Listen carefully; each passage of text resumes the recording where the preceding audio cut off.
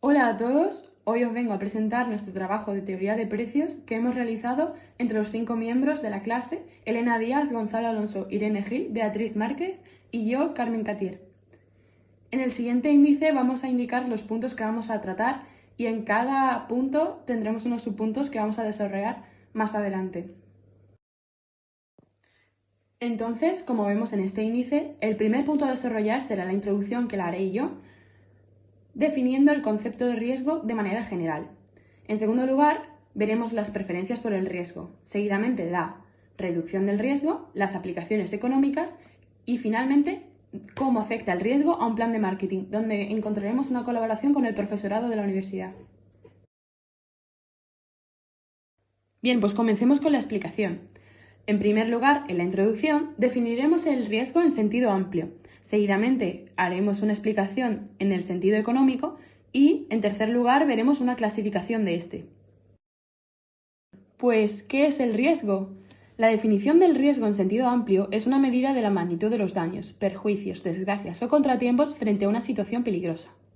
Este riesgo se puede medir asumiendo cierta vulnerabilidad, es decir, que este riesgo puede afectar negativamente al sujeto, dañando directamente o indirectamente. A mayor vulnerabilidad, mayor riesgo. Específicamente, desde el punto de vista económico y financiero, el que realmente vamos a tener en cuenta en nuestra exposición, el riesgo significa un grado alto o bajo de incertidumbre sobre la evolución de un activo, o sea, las inversiones de la empresa. Este indica la posibilidad de que una inversión ofrezca un rendimiento distinto al esperado, es decir, una variabilidad en el valor real de esta, tanto a favor como en contra del inversor. Aunque para una empresa el riesgo al que debe enfrentarse es lógicamente el riesgo negativo, como por ejemplo tener pérdidas.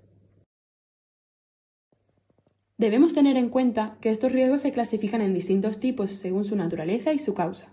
La clasificación más sencilla, aunque siempre hacen referencia a las fluctuaciones producidas en el mercado financiero, pues esta clasificación nos ayuda a agruparlos de manera que identificamos su proveniencia y su aparición en una empresa. Es esencial tener en cuenta estos riesgos ya que surgen a lo largo de la vida, del ciclo de vida de cualquier negocio, e ignorarlos podría suponer un desastre a nivel económico. A continuación, vamos a ver los riesgos más comunes en la actividad normal de una empresa.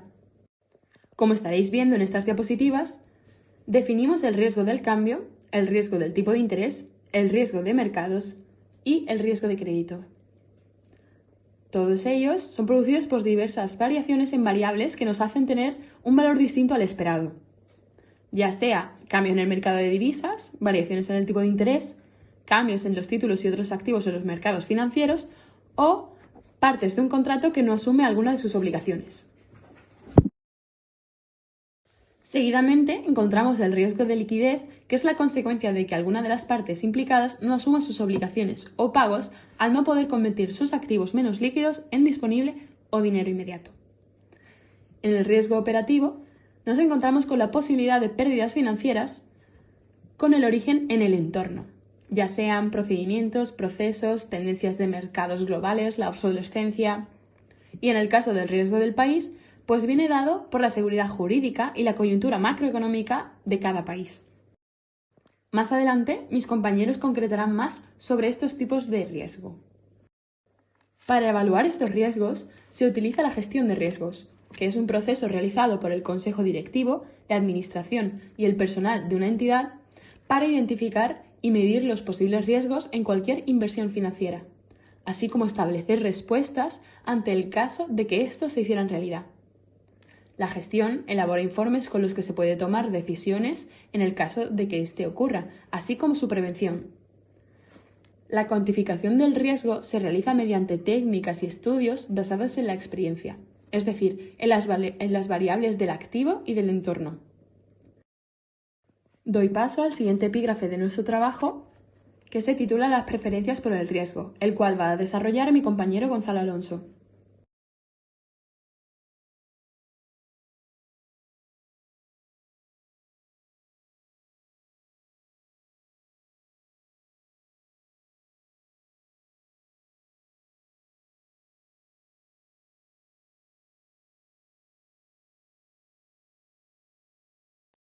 Nos centraremos en las preferencias del consumidor a la hora de qué opción es la que le aportará mayor utilidad entre las distintas opciones arriesgadas. Consideraremos la utilidad que reporta a un consumidor su renta, es decir, la cesta de compras que puede comprar con ella. Como podemos comprobar, en la curva representa su función de utilidad y nos indica el nivel de utilidad en el eje de ordenada que puede reportarle cada nivel de renta en el eje de abscisa. La utilidad marginal, como se puede comprobar, será decreciente. En el caso de que exista cierta incertidumbre, se deberá calcular la utilidad esperada, que es la suma de las utilidades correspondientes a todos los resultados posibles ponderados por la probabilidad de que se produzca cada uno. Las preferencias por el riesgo varían de unas personas a otras. Si la utilidad marginal del consumidor disminuye a medida que aumenta la renta, el consumidor será renuente al riesgo y la curva será decreciente. Si aumenta la utilidad marginal a medida que aumenta la renta, este será amante del riesgo y la curva será creciente. Y por último, si le es indiferente, será neutral ante el riesgo y la curva será constante.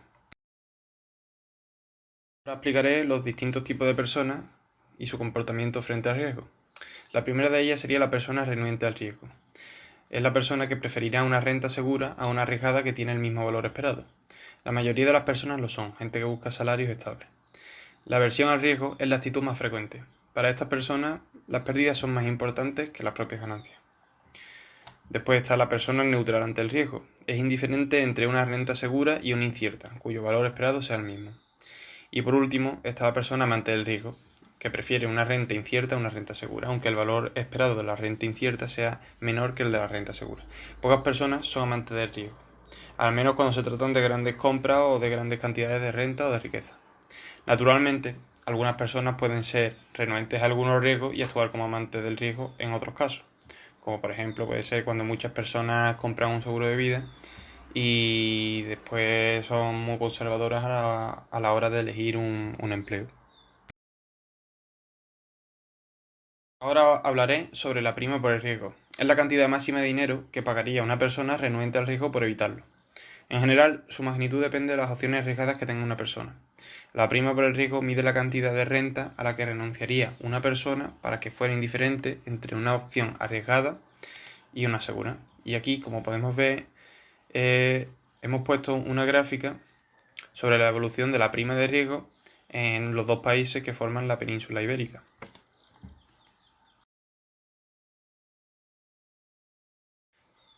La aversión al riesgo y renta. El grado de aversión al riesgo de una persona depende de la naturaleza del riesgo y de la renta de esa persona. Manteniéndose todos los demás constantes, las personas renuentes al riesgo prefieren que los resultados tengan una variabilidad menor. Cuanto mayor sea la variabilidad, más estará dispuesta a pagar una persona por evitar la situación arriesgada. Por último, hablaré sobre la aversión al riesgo y las curvas de indiferencia, su relación. También podemos describir el grado de aversión al riesgo de una persona por medio de las curvas de indiferencia, que relacionan la renta esperada con su variabilidad, donde esta última se mide con la desviación típica. Como podemos observar en las gráficas, cada curva de indiferencia muestra las combinaciones de renta esperada y desviación típica de la renta que reporta al individuo la misma cantidad de utilidad. Todas las curvas de indiferencia son positivas. Si el riesgo no es deseable, cuanto mayor sea la cantidad de riesgo, mayor ha de ser la renta esperada para que el individuo disfrute del mismo bienestar. Una persona muy renuente al riesgo, un aumento de la desviación típica de la renta de esta persona exige un gran aumento de la renta esperada para que su bienestar no varíe. En cambio, una persona algo renuente al riesgo, un aumento de la desviación típica de la renta solo exige un pequeño aumento de la renta esperada para que su bienestar no varíe. Ahora vamos a hablar de la reducción del riesgo y de las distintas medidas que utilizan los directivos y los consumidores para reducir el riesgo a la hora de tomar decisiones. Estas son la diversificación, el seguro y la obtención de más información sobre las distintas opciones que tenemos y los rendimientos que producen cada una de ellas. En primer lugar, tenemos la diversificación, que consiste en repartir los recursos entre varias variables cuyos resultados no estén estrechamente relacionados entre sí. Las variables entre las cuales repartamos nuestros recursos pueden estar correlacionadas negativa o positivamente. Las variables relacionadas negativamente tienden a variar en sentido contrario y las variables relacionadas positivamente tienden a variar en el mismo sentido. Por ejemplo, si tenemos que decidir entre vender estufas o aparatos de aire acondicionado, dependemos de que el tiempo sea caluroso o frío, pero si vendemos los dos reduciremos el riesgo. Estas variables están correlacionadas negativamente, ya que cuando aumenta la venta de aire acondicionado es porque el tiempo es cálido, por lo que no vamos a comprar estufas. Y cuando el tiempo es muy frío, compraremos estufas, pero a nadie se le ocurrirá comprar aparatos de aire acondicionado. La diversificación es especialmente importante a la hora de invertir en la bolsa de valores, ya que una persona que invierta todo su dinero en una sola empresa asume muchos riesgos, pero puede reducirlo invirtiendo en una cartera de acciones de varias empresas o en un fondo de inversión, que son organizaciones que reúnen fondos de inversores para comprar un gran número de acciones diferentes o de otros activos financieros. En este caso se tratarían de variables correlacionadas positivamente, ya que aunque el precio de unas acciones suba y el de otras baje, en cierta medida se mueven en el mismo sentido cuando cambia la situación económica general de un país o del mundo. Por ello, el riesgo nunca es plenamente diversificable. Otra de las formas de intentar reducir el riesgo es el seguro. Las personas renuentes al riesgo son aquellas que quieren evitarlo a toda costa y están dispuestas a pagar por evitarlo. Si el coste del seguro es igual a la pérdida esperada, por ejemplo, una póliza con una pérdida esperada de $1.000 cuesta $1.000, estas personas lo comprarán para poder recuperar totalmente cualquier pérdida que sufran. ¿Por qué? Vamos a explicarlo poniendo como ejemplo este cuadro, en el que hay un 10% de probabilidades de que roben al propietario de una vivienda y sufra una pérdida de $10.000. Su propiedad vale $50.000. Hay dos situaciones, un seguro que cuesta $1.000 y otra situación en la que no compra seguro. La riqueza esperada es la misma en las dos situaciones, $49.000. Sin embargo, la variabilidad es muy diferente. Sin seguro, la desviación típica es de $3.000 y con un seguro es cero. Si no se produce ningún robo, el propietario de la vivienda sin asegurar gana $1.000 en relación con el que tiene una vivienda asegurada. Si se produce el robo, el propietario sin seguro pierde $9.000 y el que tiene un seguro no pierde nada. Pero en el caso de los individuos renuentes al riesgo, las pérdidas son más importantes desde el punto de vista de la utilidad que las ganancias. Por ello, el propietario de una vivienda que sea renuente al riesgo disfrutará de una mayor utilidad comprando un seguro, aunque en el caso de que no sufra ningún robo, el propietario que no tiene seguro vaya a tener una ganancia. Relacionado con esto está la ley de los grandes números. Las compañías de seguros ofrecen sus servicios porque saben que al vender una gran cantidad de ellos corren relativamente poco riesgo gracias a la ley de los grandes números, que nos dice que aunque un acontecimiento sea aleatorio y en gran medida impredecible, es posible predecir el resultado medio de muchos acontecimientos parecidos. Por ejemplo, si tiramos una moneda al aire y no podemos predecir si saldrá cara o cruz, pero sabemos que cuando tiremos muchas veces esa moneda, saldrá aproximadamente la misma cantidad de veces cara y cruz. Finalizamos el apartado del seguro hablando de la justicia actuarial.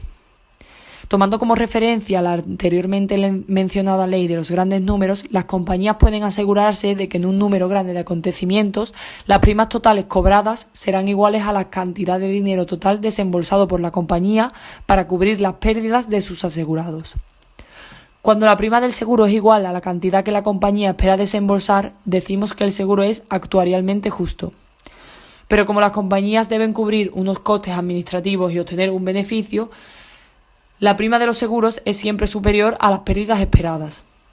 Si el negocio de los seguros es muy competitivo, el precio de las primas caerá siendo cercano al actuarialmente justo. Por último, vamos a hablar del valor de la información. Las personas tomamos decisiones disponiendo de información limitada. Si tuviésemos más información, probablemente tomaríamos mejores decisiones. Por esto, la información es un bien muy preciado y la gente está dispuesta a pagar por ella.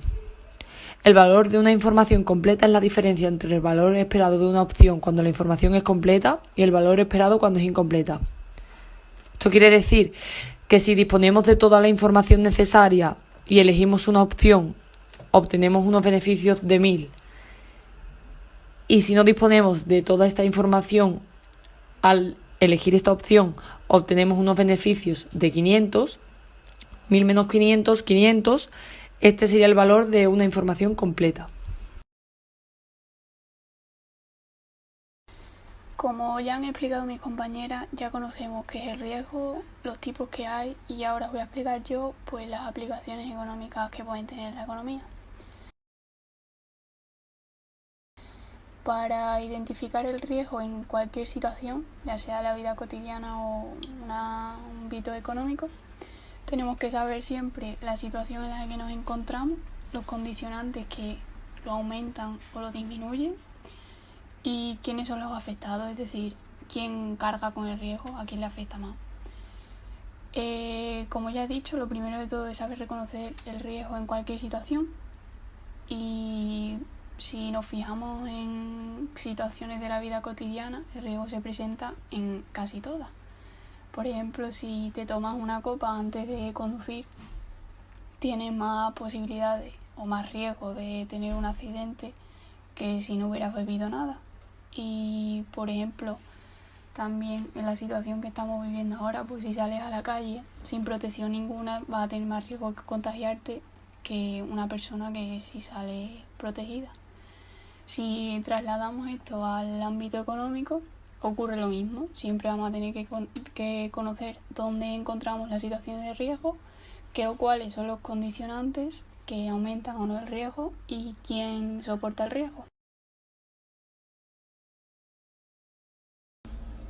Ahora vamos a ir viendo ejemplos de varios tipos de riesgo. Empezamos por el riesgo de cambio. En este ejemplo vemos que una empresa española que fabrica televisiones compra sus materias primas a una empresa estadounidense. Entonces la empresa española está sometida a un riesgo de cambio dólar-euro, porque cualquier apreciación del dólar o depreciación del euro va a ser un encarecimiento de los productos de Estados Unidos. Entonces, en este caso, la situación de riesgo sería la compra de componentes electrónicos por parte de la empresa española. Los condicionantes que aumentan el riesgo serían las variaciones en el tipo de cambio, porque pueden encarecer el producto estadounidense. Y quien soporta el riesgo es la empresa española, porque es la que se arriesga a perder dinero con esta compra. Otro ejemplo del riesgo del tipo de cambio podría ser con una inversión. Por ejemplo, en este caso, un inversor español que adquiere deuda pública norteamericana por un valor de $100.000 y a un tipo de interés del 10%. Dependiendo de si el tipo de cambio es igual, mayor o menor, nos encontramos ante tres supuestos que vamos a ver ahora. En primer lugar, cuando el tipo de cambio es igual, pues no hay ni pérdida ni ganancia. Lo que invertimos es la misma cantidad que recibimos, porque el tipo de cambio es igual. En el caso de que el dólar se depreciase, porque ahora un dólar es 0,8 euros, el valor en euros de su inversión será de 880.000 euros. Por tanto, vemos que el rendimiento es negativo, porque está perdiendo dinero, recibe menos de lo que invirtió. Y por último, si el euro se deprecia, porque ahora un euro vale solo 0,8 dólares, pues el rendimiento de la inversión es positivo, porque ganamos dinero. Por tanto, aquí se ve perfectamente lo que es el riesgo de cambio, ya que si sube o baja podemos ir ganando, perdiendo dinero o quedarnos en la misma situación en la que estábamos. Aquí la situación de riesgo sería la inversión, los condicionantes que lo aumentan, el tipo de cambio, y quien lo soporta pues es el inversor, el que invierte dinero. El riesgo del tipo de interés es parecido al anterior, pero en este caso las variaciones que se producen son de los tipos de interés. Hay dos situaciones porque el tipo de interés puede ser fijo o variable. En el caso de que una empresa tenga contratado un tipo de interés fijo, en principio no le afectará al riesgo del tipo de interés, pero sí tiene un riesgo derivado del coste de oportunidad, porque si por ejemplo bajase el tipo de interés, el coste de oportunidad sería el dinero que la empresa está, entre comillas, pagando de más porque haya bajado.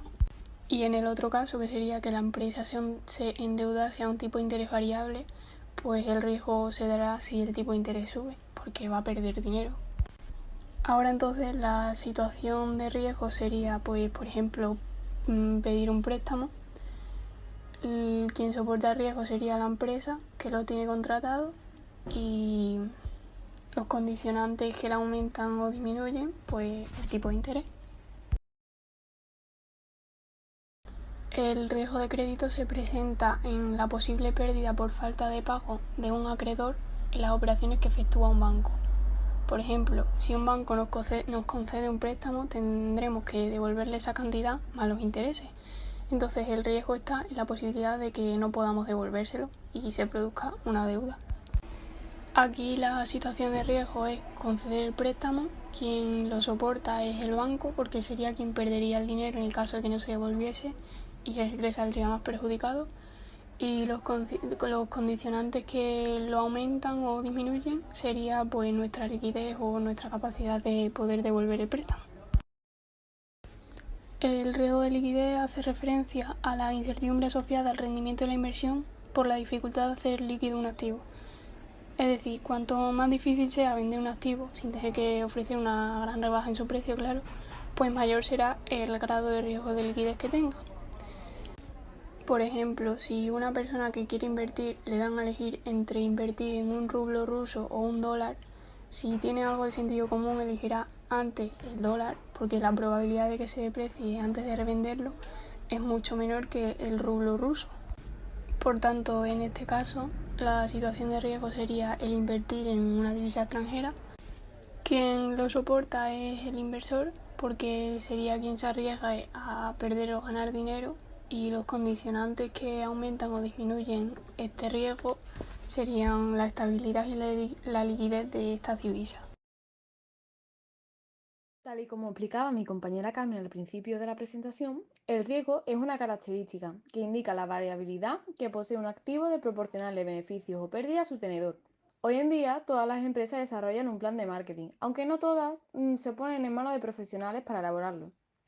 De cara al futuro, se irá incorporando, independientemente ya de que sea pequeña, mediana o gran empresa, ya que cada vez se hace más indispensable para su supervivencia y para su propio beneficio, desde las grandes multinacionales hasta las pymes. El plan de marketing tiene como meta elaborar un estudio de mercado que permita desarrollar estrategias para ser más competitivos en los diferentes mercados. Es una herramienta que favorece la planificación y el establecimiento de objetivos, los cuales son indispensables, muy importantes para establecer la misión y la visión de la empresa. Es decir, ¿qué somos? ¿A dónde vamos? Bueno, y todos nos estaremos preguntando, ¿qué necesitamos para elaborar un buen plan de marketing? Bueno, identificar primero nuestros objetivos. Tenemos que establecer unos objetivos claros. Averiguar las estrategias de nuestros competidores. Decidir cuál estrategia vamos a seguir. Cuál es el posicionamiento que queremos que tenga nuestra marca o nuestro producto. Fijar ya los objetivos concretamente. Elaborar y seleccionar las estrategias según nuestros recursos y capacidades. Implantar las estrategias, es decir, ponerlas a funcionar. Realizar campañas publicitarias, promociones. Medir los resultados y cuantificarlos, y en el caso de que se alejen a lo previamente fijado o a lo que queríamos, a nuestras expectativas, debemos de corregirlo. Es decir, hay que controlar los resultados, ver si se acerca a lo que esperábamos o se aleja, y en el caso de que se aleje, corregirlo de la manera más adecuada posible. A priori puede parecer algo muy simple, muy sencillo, pero vamos a ver que no siempre es así. Es más, normalmente lo común es que se cometan errores y errores que te pueden llevar al fracaso. Es decir, pueden parecer matices, pero estos pequeños detalles pueden suponer la diferencia entre conseguir el éxito o fracasar. Uno de los errores más comunes es no realizar estudios de mercado, porque algunas empresas piensan que es un gasto que no es necesario para ellas. Pero esta herramienta, por el contrario, puede ser indispensable a la hora de recabar información y puede suponerle encontrar nuevas oportunidades, que sin haber realizado estos estudios no se hubieran percatado de que están. Luego, otro sería desarrollar estrategias de comunicación no efectivas. Suponen un esfuerzo de marketing muy grande y no dan los resultados que esperábamos o ningún resultado. Luego, no cuantificar los objetivos. Los objetivos tienen que estar fijados y bien fijados, es decir, tienes que decir la orientación. O sea, el objetivo en qué se basa, qué queremos conseguir, pero aparte cuantificarlo para facilitar su control. Otro fallo muy común entre las empresas es mantener productos perros, que son aquellos cuyo crecimiento es nulo y que tienen baja participación en el mercado. Se recomienda hacer una desinversión rápida. Otro de los errores más comunes es la falta de coherencia entre objetivos. La solución podría ser realizar un análisis tanto interno como externo, como por ejemplo con un análisis DAFO, una herramienta súper sencilla, en la que nos ofrece potenciar las fortalezas de la empresa, reforzar sus puntos más débiles, aprovechando así las oportunidades que nos ofrece el entorno y evitando las amenazas. Estas simples pautas pueden hacer que el riesgo disminuya, reduciendo la incertidumbre en la medida de lo posible, garantizando el éxito en cierta medida. Para complementar nuestro trabajo, nos pareció interesante realizar una entrevista al profesor de investigación de mercado, Juan Carlos Fernández, al que casi todos conocéis. Bueno, elegimos a este profesor debido a que su ámbito pegaba de lleno en esta parte de nuestro trabajo, en este epígrafe. Y bueno, él amablemente accedió a contestar nuestras preguntas y a colaborar con nosotros durante todo el trabajo. Le hicimos una entrevista a través de un cuestionario, porque en principio íbamos a hacer una entrevista personal en la facultad, pero claro, debido a la situación del coronavirus, pues la tuvimos que suspender y adaptarnos a los nuevos medios. A Juan Carlos le preguntamos si había participado en algún plan de marketing en su elaboración, en su ámbito profesional. Nos contestó que sí, que muchas veces. Le preguntamos cómo investigaba las empresas, el departamento de investigación comercial, ese riesgo del que hablábamos durante todas las presentaciones. Y nos dijo que era mediante la recogida de datos y su posterior análisis, que había elaborado alguna vez un plan de marketing y que era una herramienta muy importante. El riesgo era un factor muy importante a tener en cuenta, pero que no era el más decisivo. Se puede convertir en una oportunidad la evaluación de riesgo, nos comentaba. Le preguntamos, porque nos dio curiosidad, el tema del COVID, si suponía un importante riesgo para las empresas, ya que, bueno, ya no solamente nos preocupa la pandemia a nivel de salud, de sanidad, sino que también a nivel de la economía.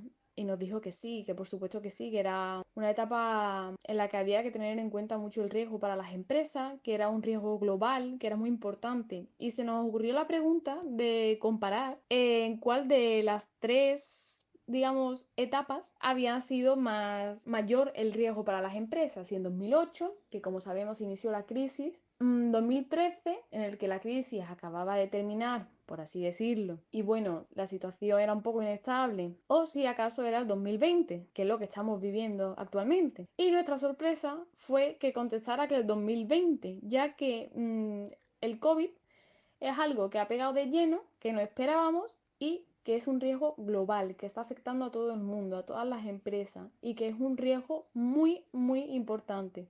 Nos llamó muchísimo la atención esa colaboración y esta respuesta, pues nos hizo cavilar a todo el equipo y pensar realmente si le estábamos dando poca importancia a un fenómeno que había recientemente aparecido y que quizás estuviéramos subestimando en el campo de la economía. El conocer bien nuestra empresa y el tener conocimiento de lo que acontece en el entorno disminuye el riesgo y favorece la consecución de objetivos y, lo más importante, la supervivencia de la empresa. Pensamos que esta es la idea fundamental sobre la que los compañeros y compañeras deben de recapacitar. Para terminar la actividad y presentar el trabajo, hemos desarrollado una actividad grupal, en la cual hemos planteado una serie de cuestiones para ver si se ha asimilado correctamente el contenido del trabajo. Nada, esperemos que les haya gustado y muchas gracias por su colaboración y por su atención.